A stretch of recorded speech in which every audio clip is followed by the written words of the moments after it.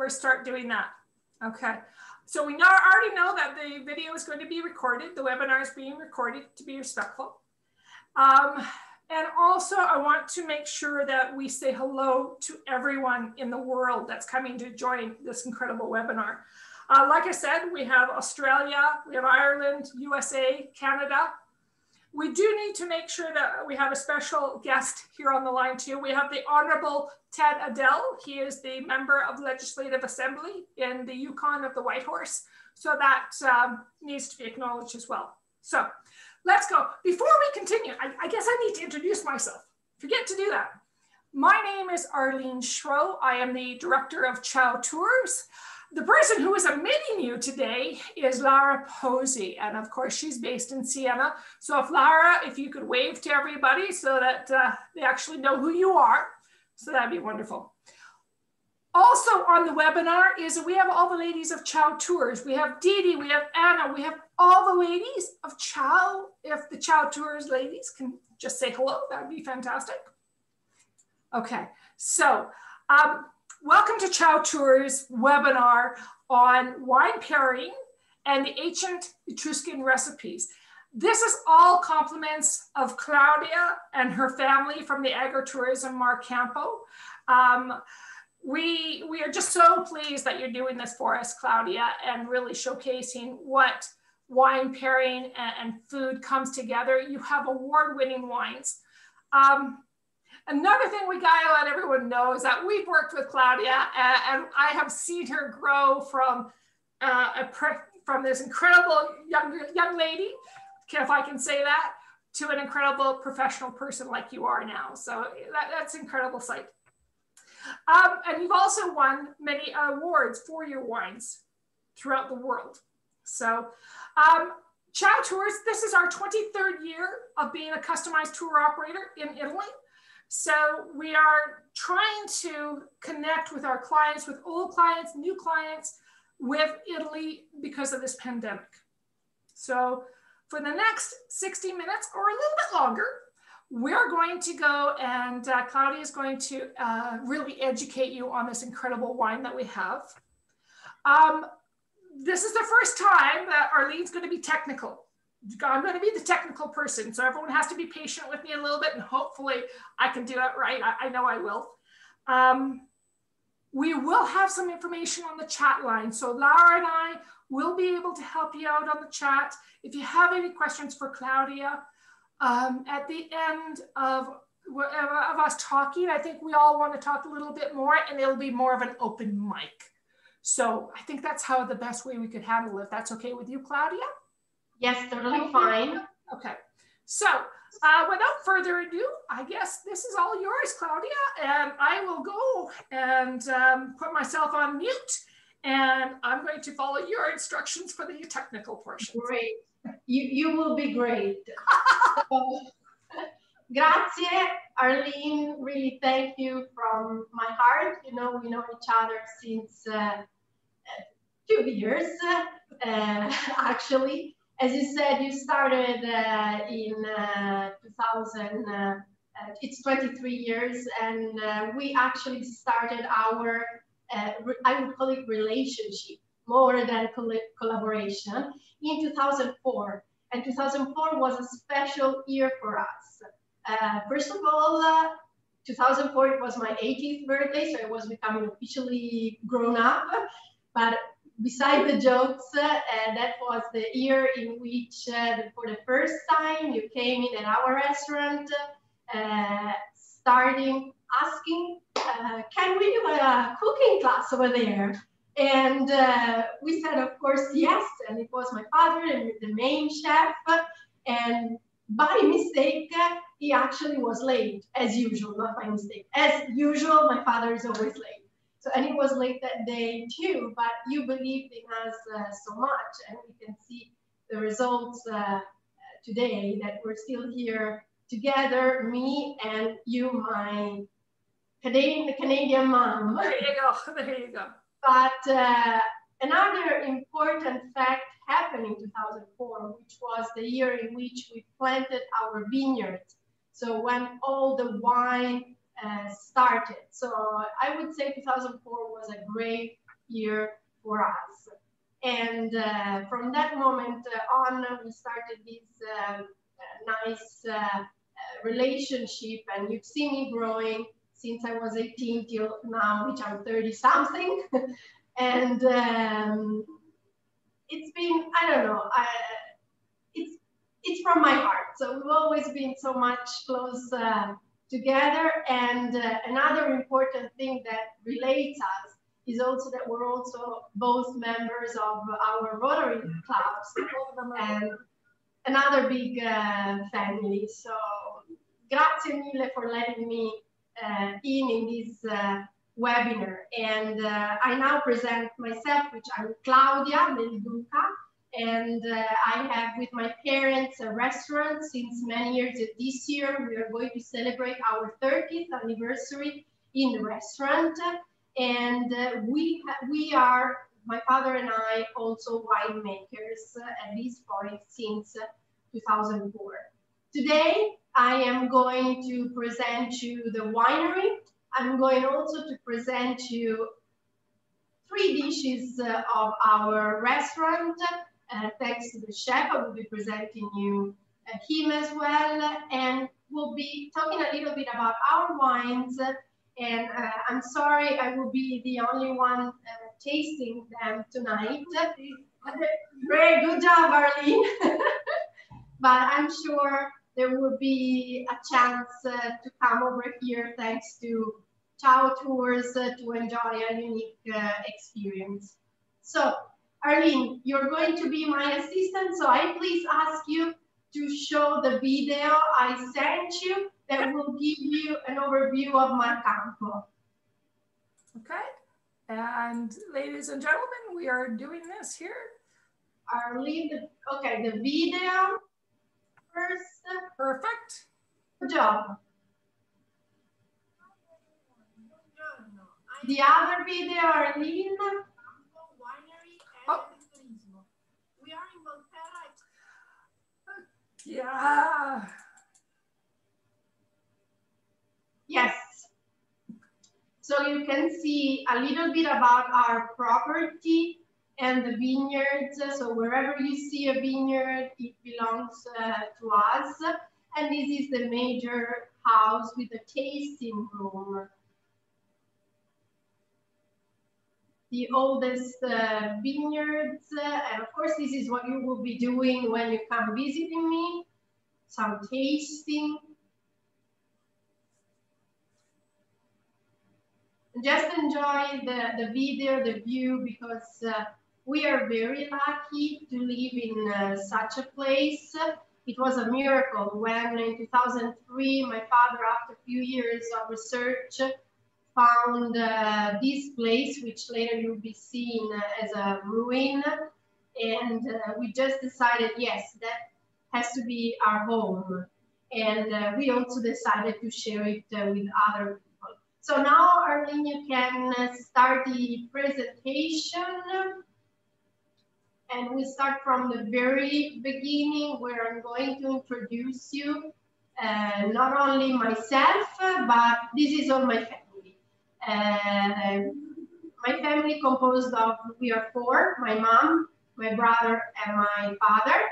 My brother now, he works as engineer, and but he's also involved in part of the marketing side of our winery. As we are a family, and we do all together. No matter whoever does a thing, we are always together, and we do things together. So please move to the next page, please. Okay, and we are in Volterra. Volterra, as you can see from the map, is exactly in the middle part of Tuscany.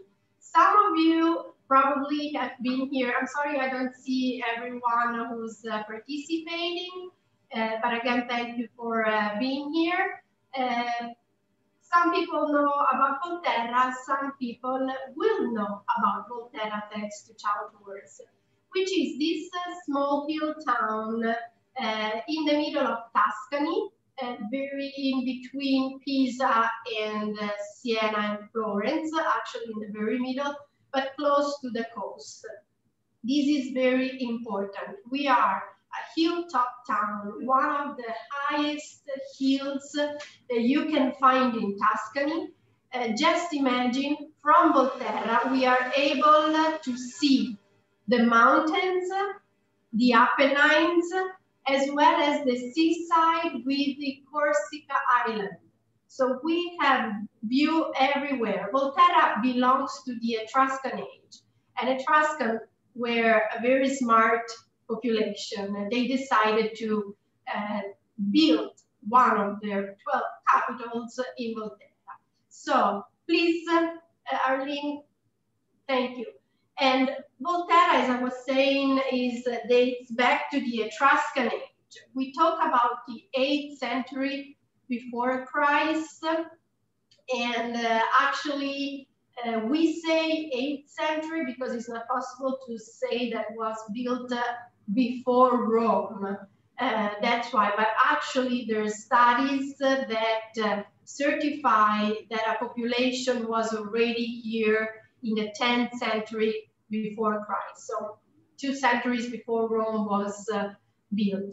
Volterra is a very important town from very many different points of view. It started from the Etruscan age, went through the Romans, the medieval time, Renaissance, and everything till today. I have here put some pictures of the major sites of this city, because on the top, in the middle, you see this is our town hall, Palazzo dei Priori, in the major square of Volterra, Piazza dei Priori. If you look at that town hall, somehow it reminds a little bit of the one in Florence, for those who have been there. And if you think about the Volterran one was built before. The Florence town hall took inspiration. We have the most ancient town hall of Tuscany. It's very important. The Priori was a very important noble family of Volterra. We have big church over here. It's always been one of the biggest of Tuscany. And in fact, there are writings that certify that even the written Italian language comes from a dispute between the Priori family and the church. Then on the part below, you see there's the overview, the view of Volterra, of the baptistry and the bell of the church of the cathedral. But in the middle, you see the arch. This is Etruscan. Etruscan Volterra was bigger than the Roman and then the medieval city. So the Etruscans made these walls around the town, and in the part of the existing walls of Volterra, this is the only example of gate belonging to the actual wall that is delimiting Volterra. As you can see, this is an arch. And before that arch, the gates used to be squared. The Etruscans in Volterra built up the very first arch ever made in history. So this is in all the art history books. And that's very important for our city, because this is the very first example of vault of arch architecture. And on the right side, instead, you see the Roman Amphitheater that was discovered back in the middle of the 20th century, because they actually had to make a parking over there, but as they started to dig, they found some ruins. And this is what happens every day. Sometimes they open up the streets, but they have to close them because we have so many ruins below the town. And one example is the picture on the top, on the right side. This is a new discovery.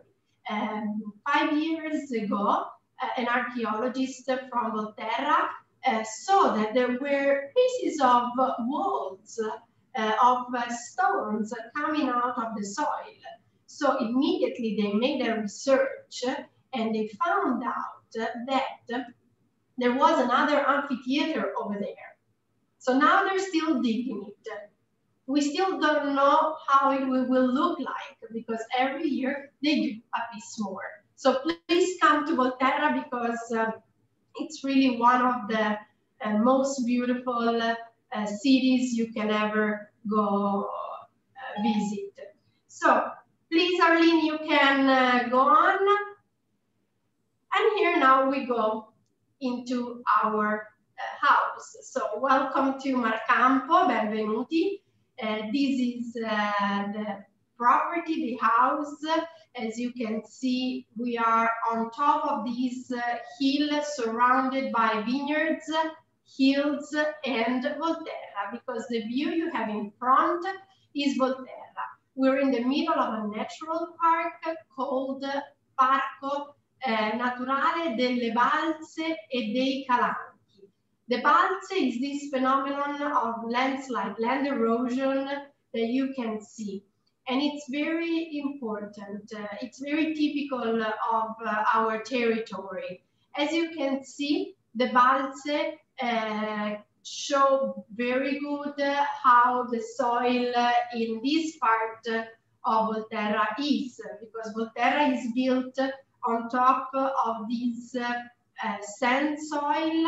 It's yellow, whereas below you see all gray, because we have a very particular composition of the soil, which is clay and salt. Volterra considered that is very, it used to be covered by the seaside in the past. I'm talking about millions of years ago, even before Etruscans, was covered completely by the sea. And when the sea reduced, the land immersed, left all the settlements in the soil. So the salt is one of the characteristics that we have. And not far from there, maybe not even a kilometer of distance by air, there is a little town, that's where I grew up, called Saline di Volterra. Saline means salt mines. And in fact, everyone thought about that it was difficult to make a vineyard on top of this soil, but we did not give up. And in fact, we got very good results. And as we were talking before, we have the agriturismo, so we like to welcome friends and customers in our house with a pool, still with salt water, somehow a piece of sea in Volterra. And then we have all our vegetable garden with all these vegetables that we use for our cooking classes. And then we cure our own salami so we can serve them at our wine tours and tastings. So please, Arlene. And here I told you before, I was going to show you a picture of the ruin that we bought. Actually, during Christmas time, since for the first time we had so much free time, we looked at all the old picture when we bought the property. So we have seen the property again growing up, I would say, from the time we bought till today. And as you can see, we didn't buy a house. We bought stones, because the house, as you can see there, was not possible to be saved. It was a ruin collapsing, and there was no foundation. What we had to do was to demolish the house, and this has been done by my father completely on his own during the summer of 2005, saving all the stones. So he demolished, but he actually pulled down every single stone, clean them during the winter to start the year after to build the house from the foundation and use all these stones for the facades, as you can see in the picture below. So our house dates back to the 18th century, but is of course made new with old stones. And the wine cellar is all excavated underground. So please, next here we go. You have a very beautiful view on the other side in respect of 2 pictures ago of the property. As you can see on the left, these are the calamity. The other landslides, this is the natural phenomenon, kind of canyons, I would call them. And as I was saying, the wine cellar is excavated below. And you can see very well from the picture that there's the house, but then it continues underground. And what we have is a wine cellar that during this current winter we are renovating because we take the time to prepare the new season. And I like to be positive, so we don't have to wait to start over. We have started. So Arlene, go back a second, please. Here we go. And yes, you see the glass room, that's our tasting room. And over there, I hope you come and taste our wines and enjoy the food. So now you can move to the next one, because I'm going to present you a little bit also the part of the hospitality, the rooms, the swimming pool. So if you ever have to get married or renew the vows or just do a family reunion with chow tours, we can very easily organize. And as you can see, we can also plan a lunch or a dinner at the pool. And we do breakfast. I know that everyone's really interested in all your wines. If we can talk a little bit more of your wines, that'd be fantastic. Yes, of course, yes. So please go to the next one. Here we go. So wine tastings and cooking classes. So at that point, we can combine the 2 things, food and wine, in our house. And here we start with the wine production. You can very well see here the type of soil that we have. Clay with fossils. As I was saying, the seaside was here millions of years ago. So what happens? What happened is that we can nowadays find these shells belonging to that time. We make about 20,000 bottles a year out of 5 hectares. We are a small production, but we like to do things in a high quality. And here you see a little bit of my father and me working in the vineyards, because there's different stages of the wine production. Remember one thing, when you will come here and I will tell you this, it's one of the things I really put the point on is that wine is made in the vineyard. You know why? Perché? Because wine is made of grapes. Hold on, Arlene, just go back a second. It's made of grapes. And the wine is the result of the grapes that grow in a certain soil. There's different factors that concur together to give a taste to the grapes, that then will give a taste to the wine. And it's first of all the soil, the altitude, the climate. So every year we don't have the same taste in each bottle, because of course the climate is always different. We were talking a little bit before about 2020, which was one of the best vintages because we had a good balance between rains and sun, and good day warm and night cool. And then there's the human work, the work that my father and I do, from the pruning that you see the picture on the top of the left, which allow us to control the quantity of the grapes produced by a vine, because the more grapes the vine grow, the more diluted the nutrients would be. So at that point, we need to concentrate. Concentration, remember, is very important to have a better result. As well as you can see on the right side, my father working, so taking care of the vines every single day allow us to give a quality. And then the harvest, hand-picked, as you can see. hand-picked because we preserve the juice from coming out of the grapes. And we can, again, select the better versus the worst, even though we already do it before. So please, Arlene. Okay. I'm sorry I cannot show you in presence or somehow here the different stages of the growth of the grapes because it takes 1 year exactly. But I've put during the years, I took many pictures to be able to show you the different stages of a grape growing. And the germination, as you can see, this picture was made, well, actually all those pictures were made last year. It's very beautiful. After the pruning, this is March time, so that's what's starting today. Is these little leaves, pink and greenish somehow, coming out, giving birth to the stems. What you see in the middle, exactly also with the grapes. The pictures of the flowering, they are made in April and May.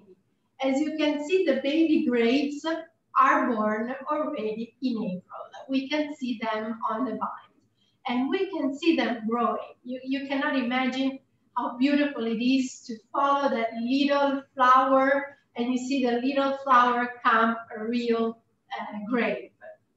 The picture below is the flower of the grapes. Those flowers are pollinated by the bees naturally and will slowly become the picture you see on the right.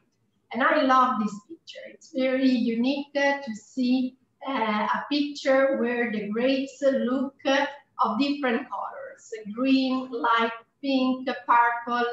This is the ripening because the red grapes, they are born as green and slowly they go to the purple side, maturing their sugars and acidity to be able to pick them in September. So please, Arlene. The harvest, this is a unique moment. You have to come for the harvest because we have, we collect all our friends because we can't do on our own. My father and I, we're just 2 people. We can do all the rest alone. But for the harvest, we need other people. And rather than call teams, we involve our friends, our customers, and we do big parties. You should see how beautiful it is. First hours of the morning, 8:30 a.m., we need a breakfast, of course. So how do we have this breakfast? Salami, cheese, and then we need to drink something because we cannot eat without drinking anything. And what do we drink? Wine, of course. So that's breakfast. Then we go to harvest till 1 o'clock, 1:30. By the time we finish, we all go into the wine cellar. In the meantime, a part has the aperitif, of course, with some bubbles, wine, again a little bit of cheese and salami more. My father and I start the wine making. But then, believe me, is a party till the night.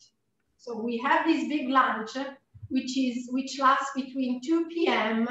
till 8 p.m. So it's lunch and dinner together with lots of wine, and that's the occasion in which we taste the old vintages.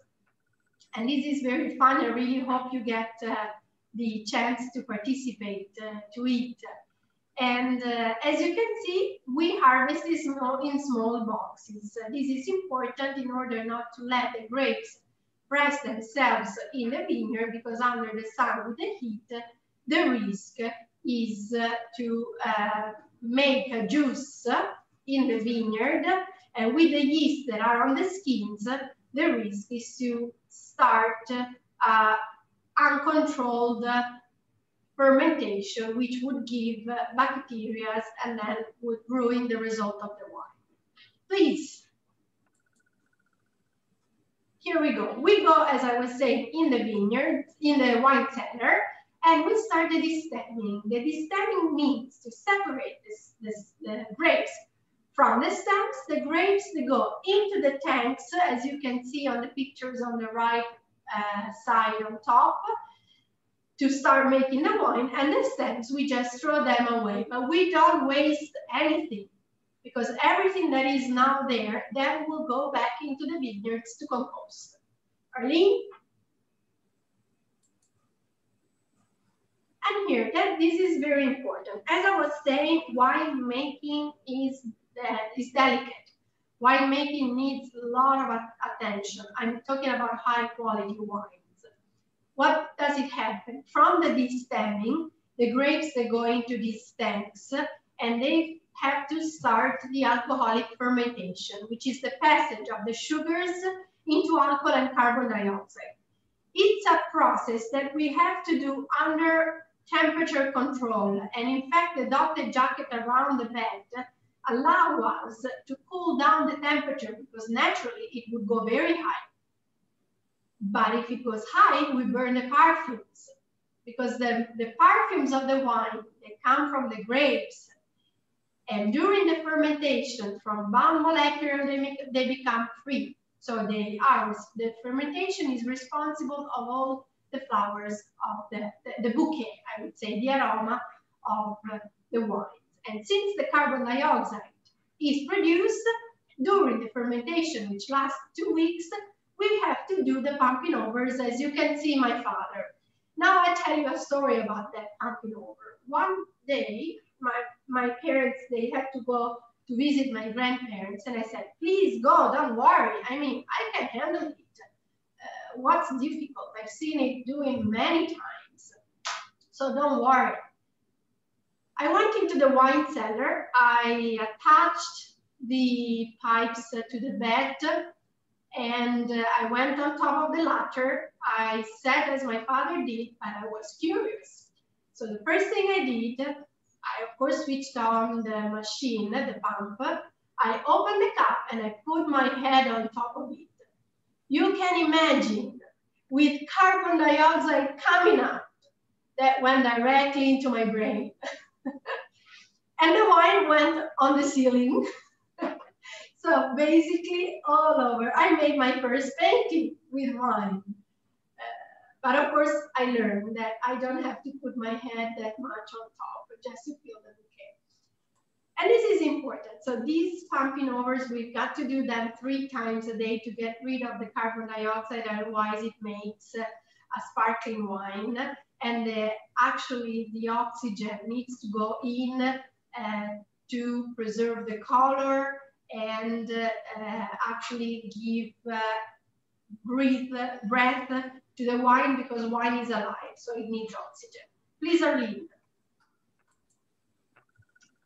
I love these pictures. I love them because this is the leftovers.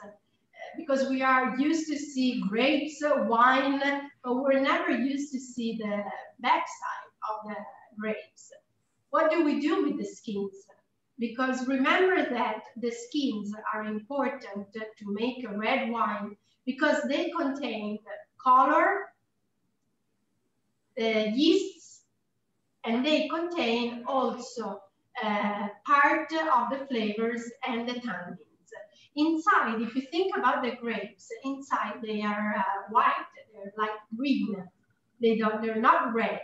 The red is only on the skins. That's why I like when people come between August, end of August or September, because when we go in the vineyard, we can taste the nice grapes, we can peel them and see all the characteristics that they have. But once we have finished with the fermentation, they are exhausted. That's the technical word. Skin grapes exhausted. So they don't have anything more to give. So what do? Should we throw them away? In a second time. So part, yes, they go into the vineyards because they compost. But part, we don't waste. Have you ever heard about grappa? You know what grappa is? The Italian spirit. And grappa is made by the distillation of fermented grape skins. It's, I would say, a kind of legal moonshine, I would call it. It's a post-dinner drink that helps to digest. Okay, Erling, please. And here's, okay, now you see this picture. Our wine cellar is not anymore like this, but it's not ready. So it's still, there is no light in the cellar now because we're waiting for the electricians to come, not this week, but the coming one, to attach all the lights. As I was saying, we're doing a renovation. So what is going to be the same is the floor and the barrels. The rest, I really hope you come see it by yourself. We are putting a nice alabaster, which I will talk about later on, an alabaster masterpiece, and with nice lights, and it will be a very great result. But this is the secondary part of a wine making. It's aging, the aging of the wine. All the wines, let me say, they have their characteristics. They're like people. They have their own character. And their character is made in different ways. These different ways are, for example, stainless steel vats, aging, barrique, tonneau, big barrel aging, concrete aging. Every single wine is made in a different way. And that's the beauty of the wine, that they are all different. First of all, because of the soil that changes. So the microzone, we call the micro area really makes a big difference. So you can have a Sangiovese, which is the indigenous Tuscan grape, in Volterra, that is completely different from a Sangiovese, for example, in San Gimignano, which is only a half an hour far from us. But you can have a Sangiovese from our side of Volterra, completely different from a Sangiovese on the opposite side of Volterra, which is only 5 minutes away. Because every single place has its own microclimate and characteristics of the ground, which give a different result on the grapes, which therefore give a different results in the wine. And the aging of the stainless steel vats versus an oak, it doesn't make a wine better or worse. It's just changing its character. Oak barrel is an instrument that it's very helpful for us to have wines that are long-lasting. And this is thanks to the characteristics of the oak. That's why oak, not any other kind of material is used.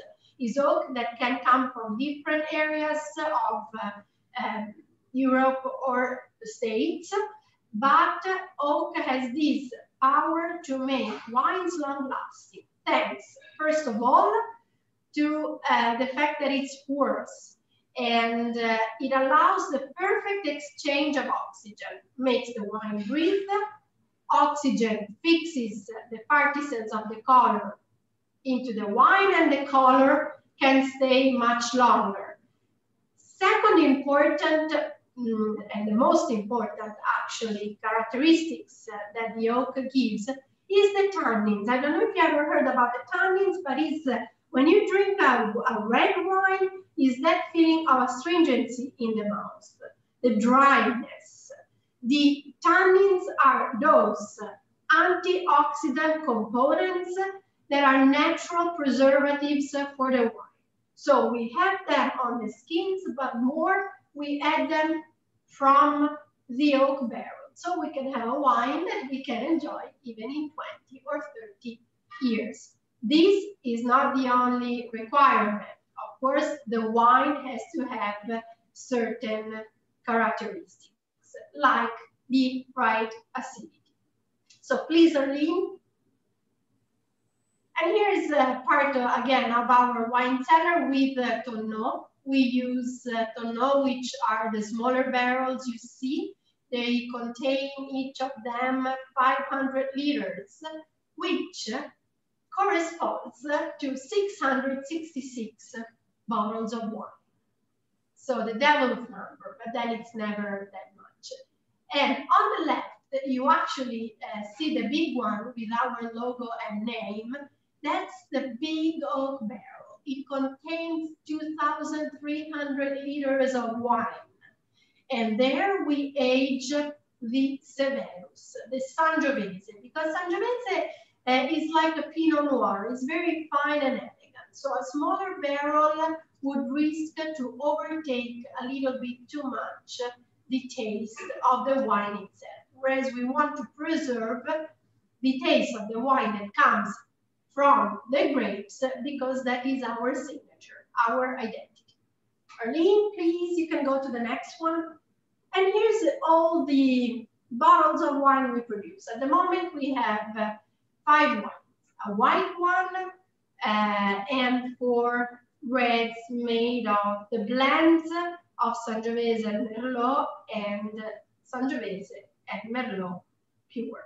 So I will now, I will now talk very quickly about each wine, because then we have to actually taste them. Well, sorry, I will actually be tasting them, forgive me for this, with some recipes that I will be presenting you very soon. So please, Arlene. Vermentino, Terra Blu. Terra Blu. One thing about the names of our wine, as I was saying, our wines, there are kids. It's a creation. It's something that we make from scratch. You can imagine it's a product that you make with your own hands, from nothing, from the grapes. That's a very unique feeling. And this is my white wine, Vermentino. And Vermentino is a traditional indigenous grape from central Italy. So the Tuscan coast, Sardinia and Liguria, where the Cinque Terre are. So this is the circle of where the Vermentino comes. But Terra Blu, I will tell you a little bit about the more, beside of the wine themselves, I will tell you a little bit about the names, because that's a very nice story. Terra Blu means blue earth. The names of our wines are all, they all belong to who we are or where we are. But there's a nice story behind that name. That's the only wine I named. Thanks to my, unfortunately, she passed out my dog, Moretta. So maybe one day I will have a wine called Moretta, who has been here, and you are you met her, my little puppy. And one night I was alone at home, and she was barking all the night because the cats were outside.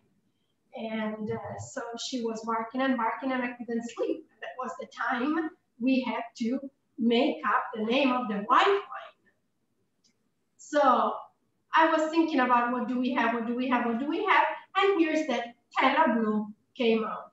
What I did, I wrote it onto my phone, because I said, since I'm you know, in that phase of the sleeping time where you're not sleeping, but you're not awake. So this is also the most creative time, because the brain just goes. And I wrote it on my phone, and I said, because tomorrow I've got to remember it. And luckily I wrote it. I remember that I wrote something on my phone. So I went to see it, and that was the name, thanks to my little dog. And that's the Vermentino, a white wine that is very salty, very mineral. It really makes you thirsty. As you sip it, you just want to have another sip. I would say that it also has this kind of green apple taste. That's what makes you more thirsty, but the minerality makes it even more complex. Especially the more it ages, the more it becomes also buttery and complex, like a little Chardonnay. So next one.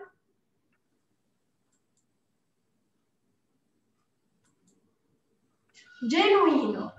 So who knows us knows what Genuino or who Genuino is. That's my father. That you've seen in some pictures. So Genuino is a blend, 80% Sangiovese, 20 Merlot, one of the most traditional blends in Tuscany, because even though Merlot is a French grape, in the 60s it was imported in Tuscany as our soil, I'm talking about generally Tuscany, the soil of Tuscany, as well as the climate, gives really high-class Merlots. And in this case, we blend it with Sangiovese to be able to make an everyday wine, so more easy drinking, more fruity, something that goes well with different kinds of food. And Genuino is my father's name. That means genuine. So even the name recalls the character of the wine itself. And this also took some awards. Early, next one please. Marcampo. Marcampo was the very first wine together with the Merlot that you'll be seeing in 2 pages that we started to make in 2007. That was the first year that we made wine, and we started with the Marcampo and the Giusto Levazze. Marcampo, of course, is the name of our winery and has, sorry, on top of the label, our family crest. And it's another blend, 50-50, that we never changed. Every year, when my father and I sat together, put a white tablecloth, actually a paper tablecloth, and we just started to, every time we were doing the different blends, to see if we could change. So we were always in silence. We were not talking to each other. We were just taking our notes. But at the end, whenever we tasted the different blends in the glasses, we both went back to the 50-50. Not that the other ones were not good, but remember one thing. Again, wines are kids. There is a feeling behind them. So we both felt that that was our one. So that's why always 50-50. Merlot and Sangiovese is like a couple. They just go well with. Sangiovese gives elegance, Merlot gives fruitiness and power. They really go very well together. And this is aged in oak barrel for 1 year. So the next is going to be the Severus. Severus in Latin is a Latin word that means severe. But in this case, Severus is a name of a Roman counselor who made the Roman Amphitheater of Volterra, the pictures we've seen before. The Roman Amphitheater, in fact, is on the label. As a drawing now, you cannot see very well from the picture. You just see the stones of the inscription of that is at the museum, Etruscan museum in Volterra, where it states that Severus, belonging to the family Cecina, built the Roman Amphitheater of Volterra. But the name comes also because of the characteristics of Sangiovese. This is full Sangiovese. Sangiovese is elegant, it's fine, but it has high acidity and strong tannins. So somehow it's severe. That's why we like to give the name to the wine like this, because of our history, but also because it has a good combination with the character of the wine. And then the last Arline, l'ultimo, Giusto alle Valse. Because of the church of San Giusto, which is on top of the Valse, which is the phenomenon of land erosion that I showed you before.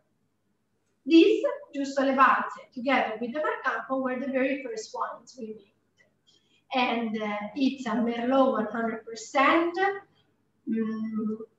aged again in oak barrel, and this is the most powerful wine.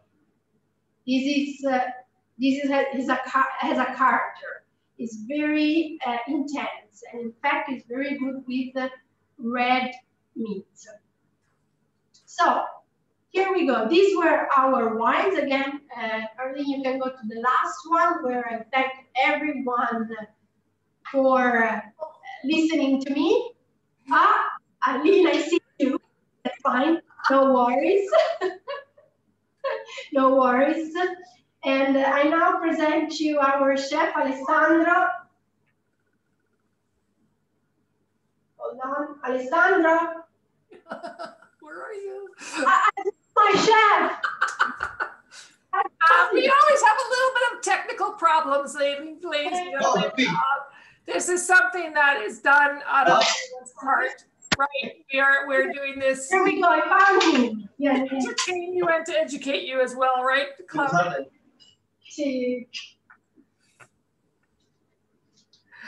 This is Here we go. Hi, Hi. Ciao. Alessandro, nice to meet you. Nice meeting you. You have the world here, Alessandro. You have people from Australia. You have people from Ireland, from Canada, from USA. You have the entire world looking at you right now.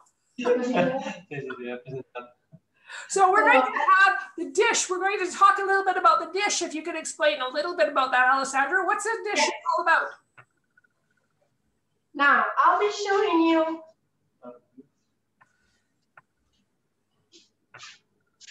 Hold on. Can you see them? Yes, we can, very much. I can smell them. That's unfortunately because of the pandemic, unfortunately. We can't wait. I know you hate me, but here we go. So I have prepared here, actually, Alessandro has prepared.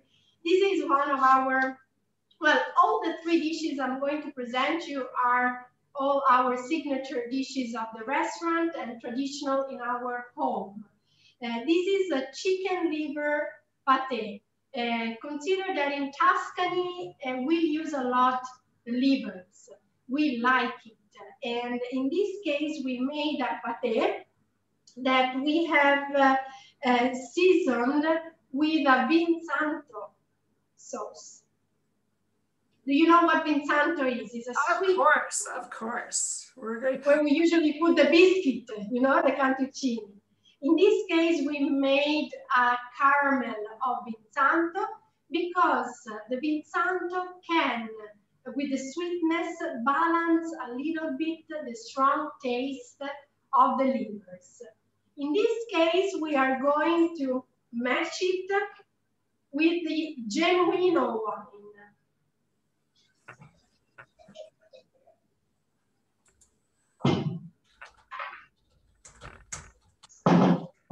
Allora, salute,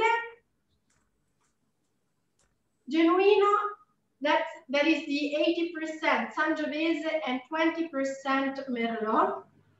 Because the pate has also a strong taste, we need the spiciness of this one.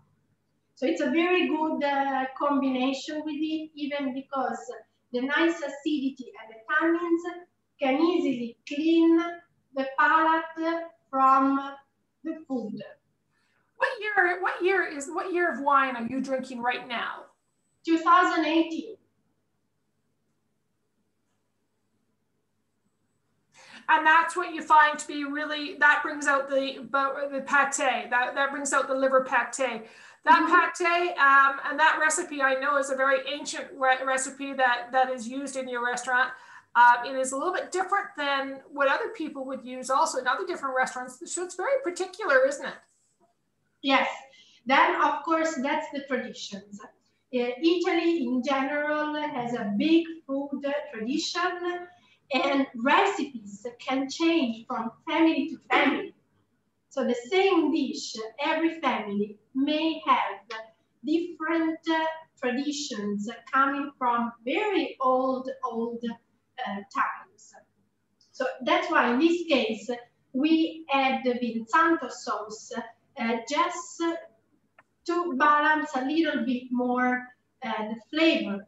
And with this kind of wine, you don't lose the flavor. The thing is, when we pair wine and food, they have to be on the same level. We cannot pair a wine that is overtaking the taste of the food, and we cannot have a food overtaking the taste of the wine. So this is a simple rule. I'm not going deep into the details because we would need many hours and practice. That's the most important. But that's what happens. We have a food, we have to decide which kind of wine do we drink together. If you have a pasta just with, you know, some tomato sauce or just a pasta with fish. Let's take a pasta with extra virgin olive oil and fish and little tomatoes.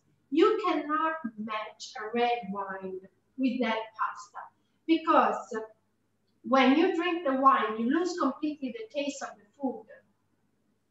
And when you go to have a second bite of food, you don't have the palate anymore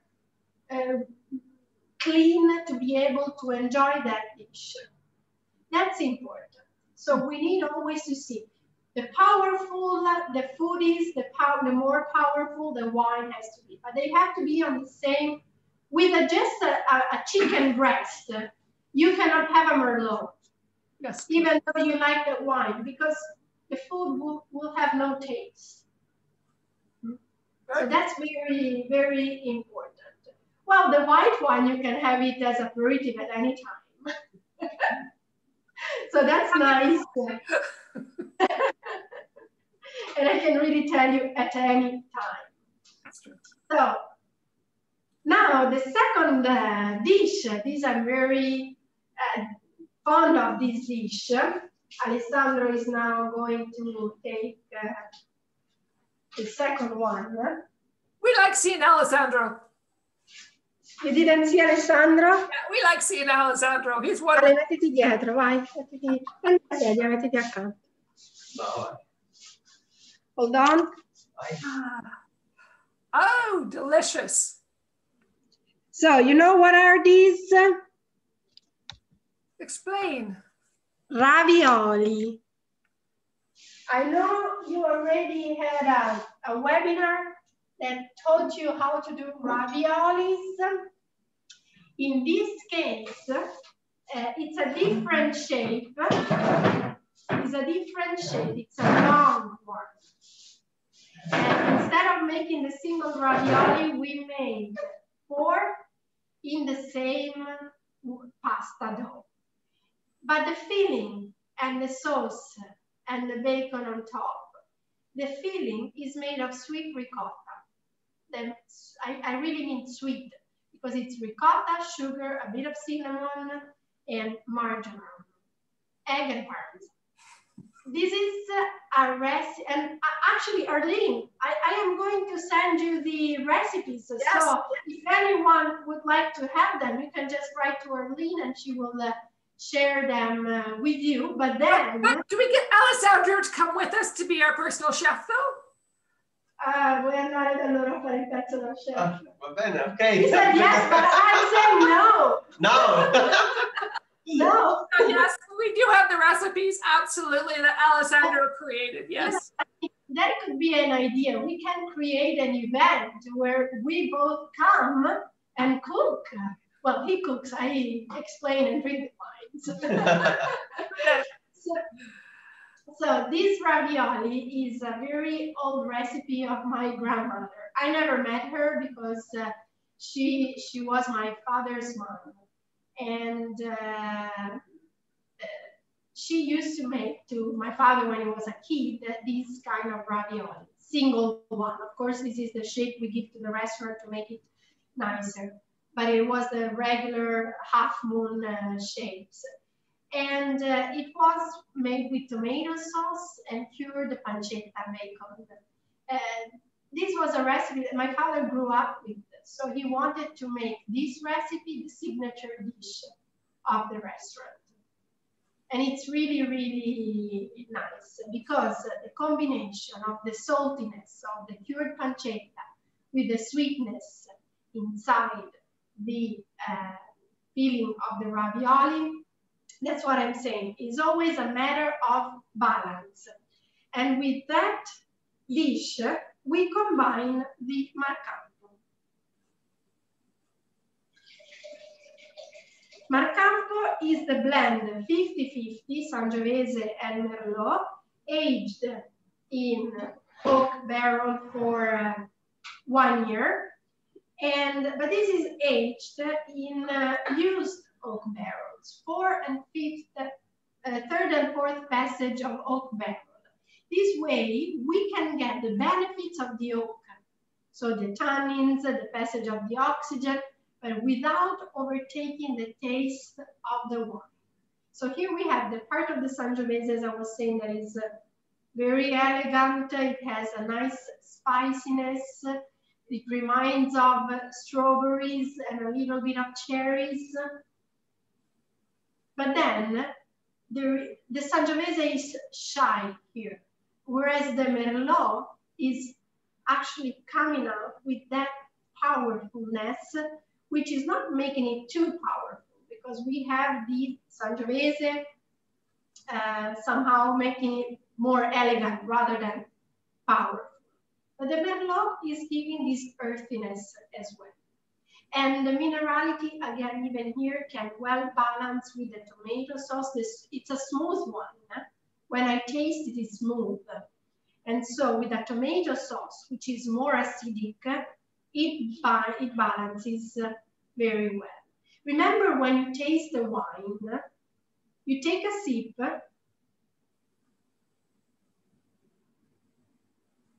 use it as a mouthwash around the mouth, swallow, and then you take a second sip.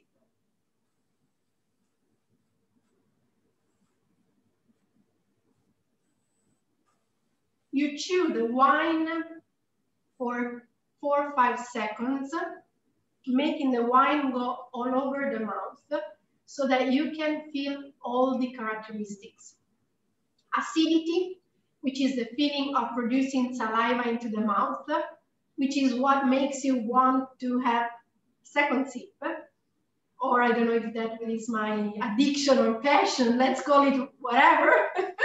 No, but beside the jokes, the acidity makes you really want to get more of the wine. And then the persistency.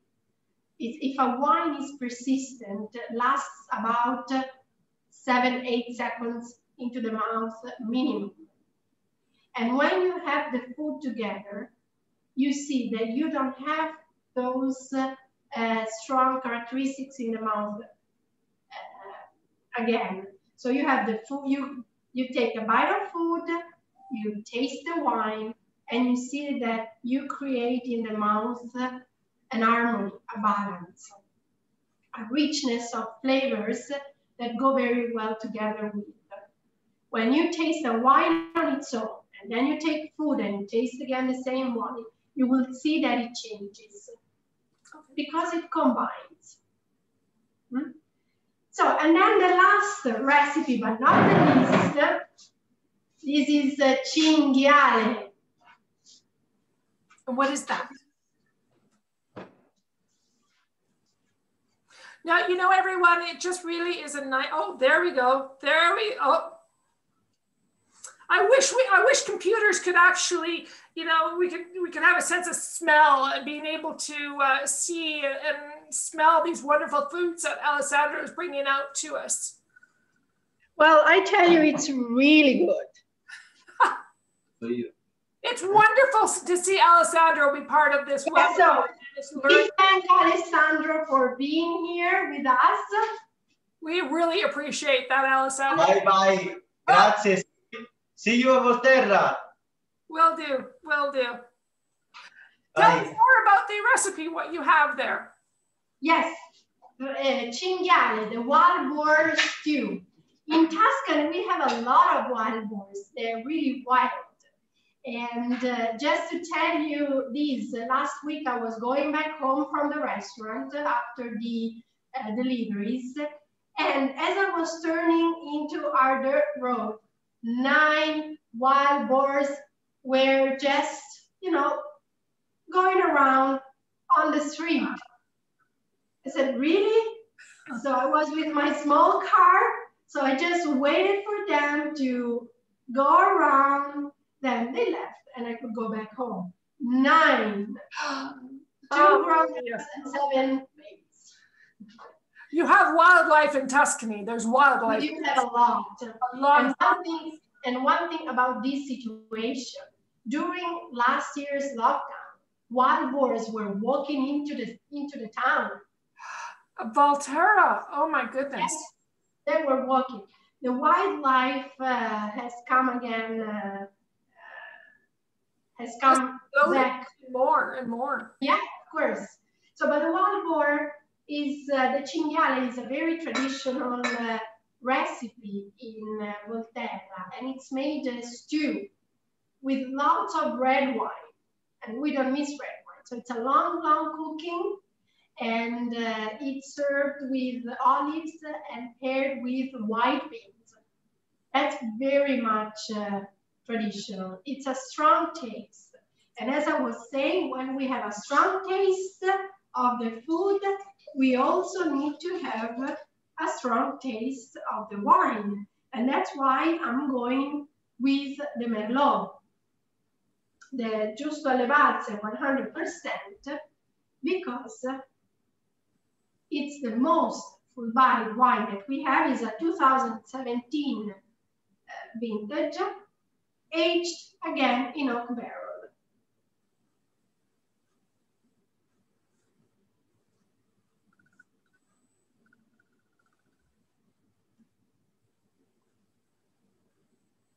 As you can see, I'm using different glasses.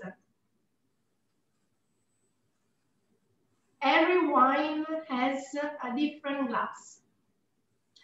With the Merlot, I'm using the bigger one because it's much more full-bodied.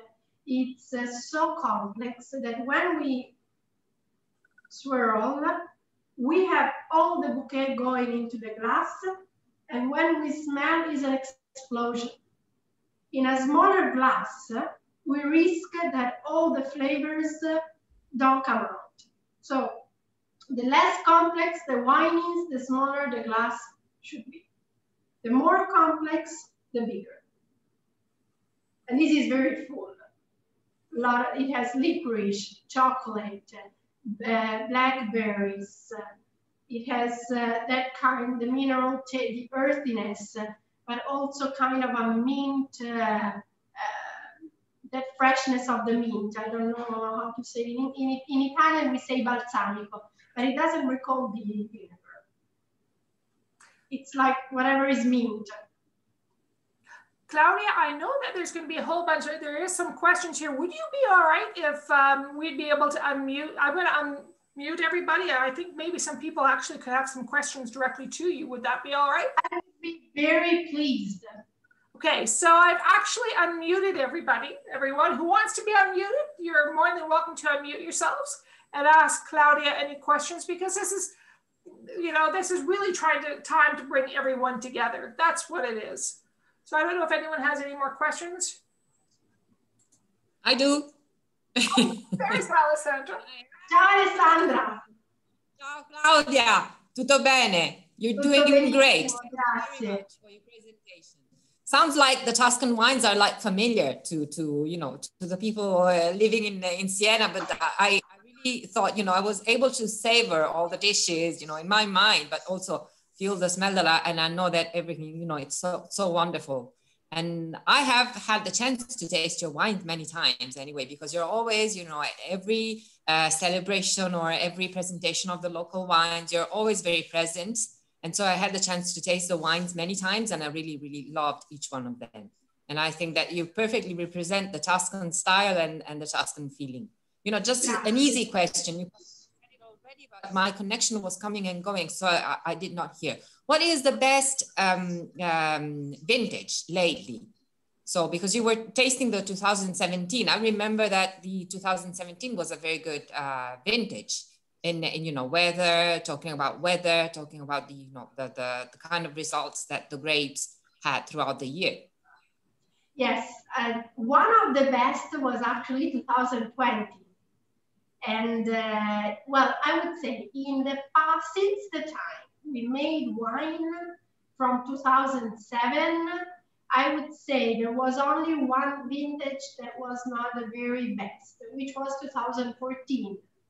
But that was because the climate was not good. It was too much rain. And the grapes, they need the sun as well. They need balance between rains and sun. But if I have to mention one of the 2 or 3 best, it's 2010, 7 was great, 2010, 2015, 16, well, I'm actually saying too many, but 18, 19, 20, it has been an escape, you know, always going, I don't know if, of course, the climate change, it affects, I'm not saying it's not affecting, but I would say that at least the last 3 vintages, 18, 19, and 20, have been an escalation towards the super high quality. And 20 was really one of the best. And when will we be able to taste the first 2021 you will release? So which will be the white wine, even in 1 month. So the white wine will be presented, the white in April. I would say right after Easter, we will start presenting that. For the reds, we need to wait at least a couple of years, if not 3.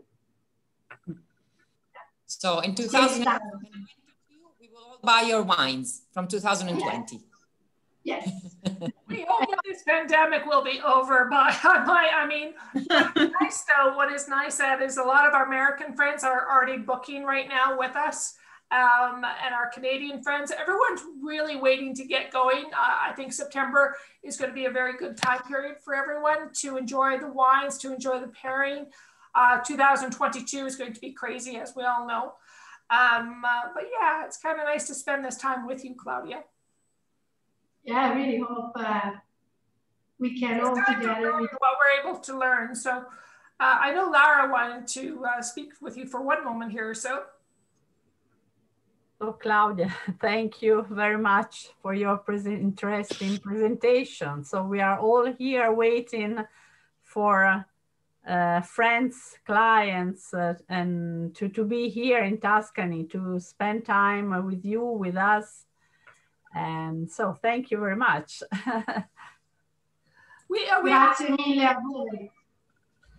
Our next presentation is going to be on Pisa. Next Sunday. So after we've had a little bit of Pisa, we'll be on the time frame of next Sunday. Right now, with daylight saving time, it will always be 11 o'clock on Mountain Standard Time. The Italians, of course, is at 6 instead of 7.